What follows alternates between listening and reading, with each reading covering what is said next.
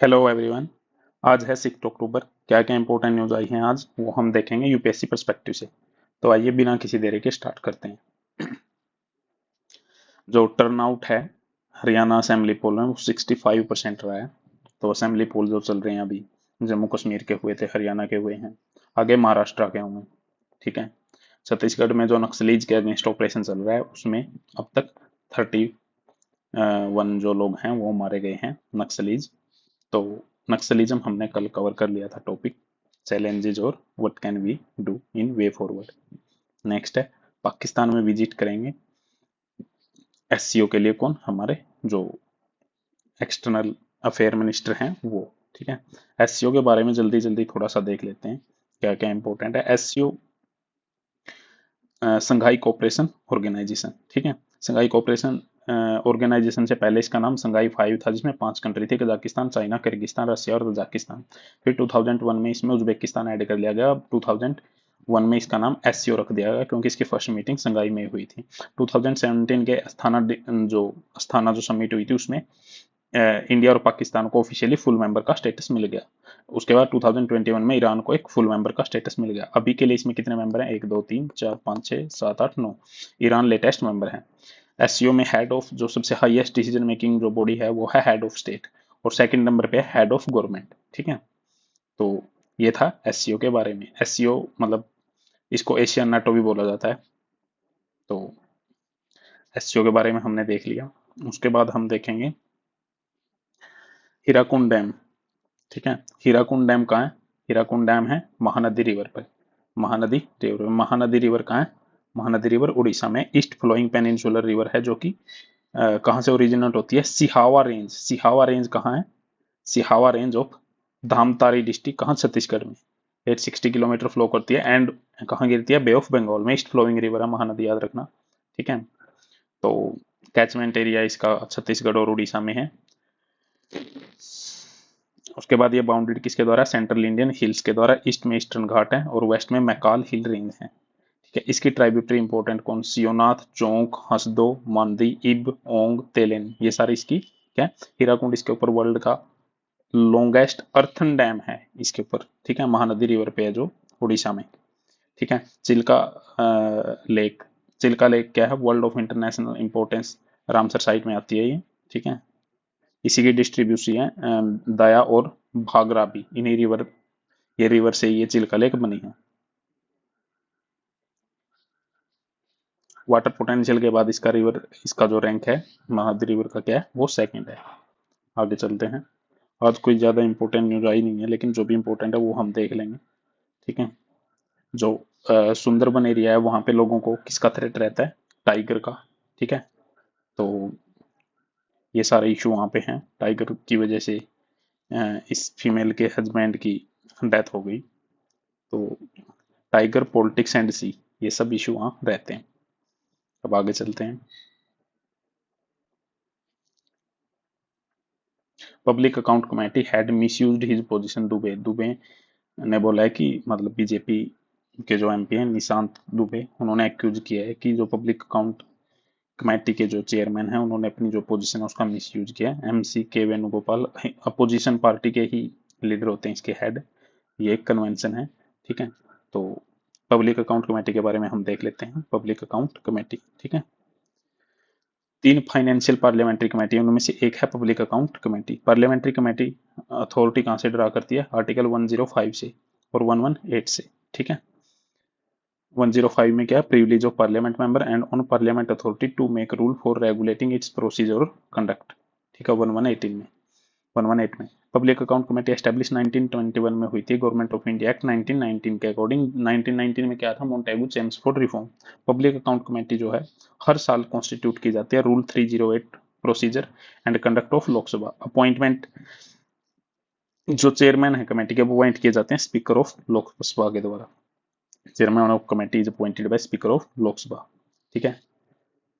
कोई executive body नहीं है, सिर्फ एडवाइजरी होती है ये नेचर में, इसके डिसीजन बाइंडिंग नहीं होते। मेंबर इसमें 22 होते हैं। 15 मेंबर लोकसभा से होते हैं, 7 मेंबर राज्यसभा से होते हैं, और 1 साल का ही टर्म होता है। मिनिस्ट्री का कोई मेंबर नहीं बन सकता। ठीक है। उसके बाद ये कैग के साथ मिलकर काम करती है। ठीक है। इसको सिस्टर ऑफ कैग भी बोला गया है एप्रोप्रिएशन अकाउंट पे। तो ये सारी चीज थी पब्लिक अकाउंट कमेटी के बारे में। आगे चलते हैं।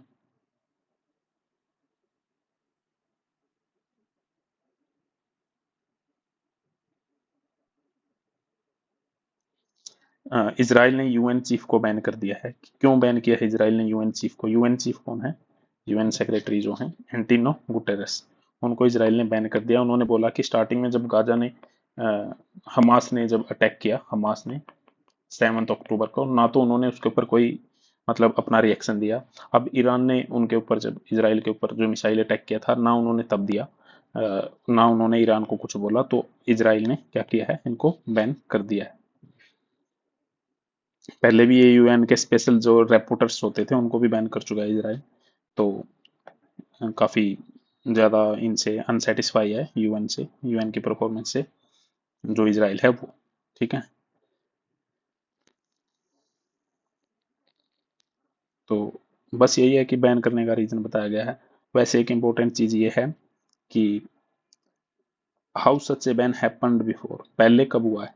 According to former Indian permanent representative to UN, Ashok Mukherjee जो इंडियन के परमानेंट रिप्रेजेंटेटिव यूएन के, यूएनएसजी, यूएनएसजी एक unprecedented recalling that closest a country came to such an action was in 1950 when USS accused UNSG Trygve Lie of bias on the Korean war. Korean war जो हुआ था उस time पे USSR ने भी उनको, उनके ऊपर, किसके ऊपर, तरगेव लाई के ऊपर क्या लगा दिया था, बायसनेस का आरोप लगा दिया था। ठीक है। और उसके री इलेक्शन के लिए जो सेक्रेटरी जनरल थे उनके लिए तो उनको थ्रीट किया था कि उनको दोबारा से वीटो कर दी थी।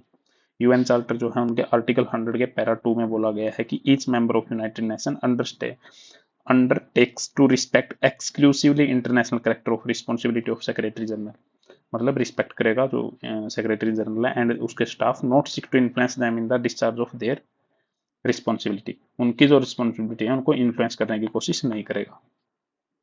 ठीक है। 1987 में यूएस ने भी बैन कर दिया था कुर्ट वाल्डनी को, जो कि मतलब फॉर्मर राष्ट्रीय प्रेसिडेंट थे।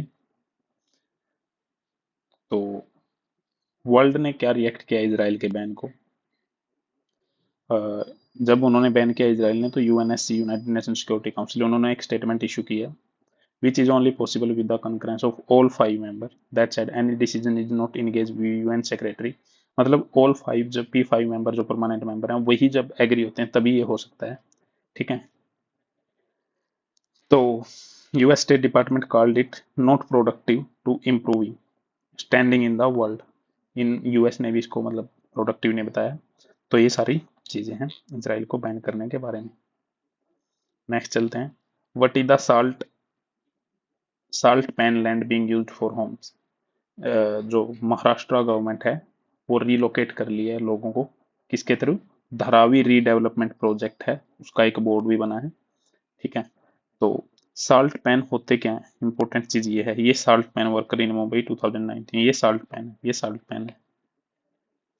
Salt pan ecologically important salt Marsh land होते हैं, low lying area around the shore, जो मतलब किनारा होता है ना उसके पास, लो लाइंग एरिया जो साल्ट कल्टीवेशन के लिए यूज किए जाते हैं। They act as holding ponds and work as sponge for the absorption of rain, rain को एब्जॉर्प्शन के लिए वो काफी काम करते हैं। तो they are a coastal area of natural defence against flooding, flooding के लिए उनको अच्छा माना जाता है, इसलिए रीलोकेट का काम कर रहे हैं। एक ये बोर्ड है इसके लिए, द्रावी रीडेवलपमेंट बोर्ड। ठीक है। उसके बाद एक ये डोंकी है, डोंकी का क्या नाम है?